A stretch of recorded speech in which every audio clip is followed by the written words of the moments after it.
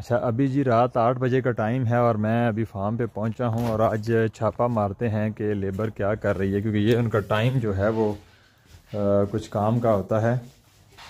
हाँ भाई, सुनाओ क्या कर रहे हो? अच्छा, ठीक है, डालो।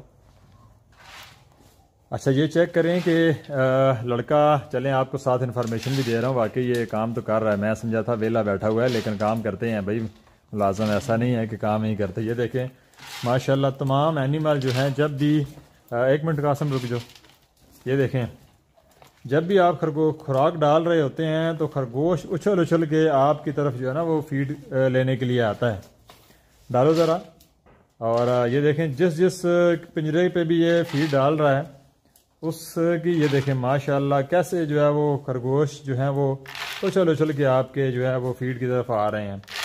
हर एक जो है ये देखें डिमांडिंग। तो आपने ये देखें साथ साथ इस तरह खरगोश चेक भी हो जाता है।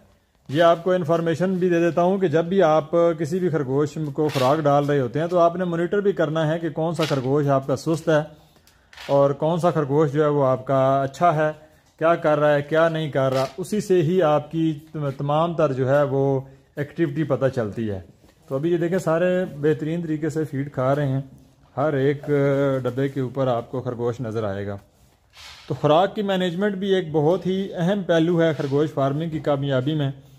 अगर आप खरगोशों की खुराक मतवाजन रखते हैं, अच्छे तरीके से रखते हैं, टाइम टू टाइम खुराक दें, टाइम टू टाइम उनको पानी दें, तो आपका एनिमल जो है वो ज़बरदस्त परफॉर्मेंस देता है। ये देखें माशाल्लाह कितने ज़बरदस्त और प्यारे प्यारे बनीज आए हुए हैं। ये देखें लगे हुए हैं अपनी माँ के साथ, जनाब खरगोश खुराक खाने में लगे हुए हैं। ये चेक करें, ये भी 25-25 दिन का बच्चा है और ये खुराक में एक्टिव है।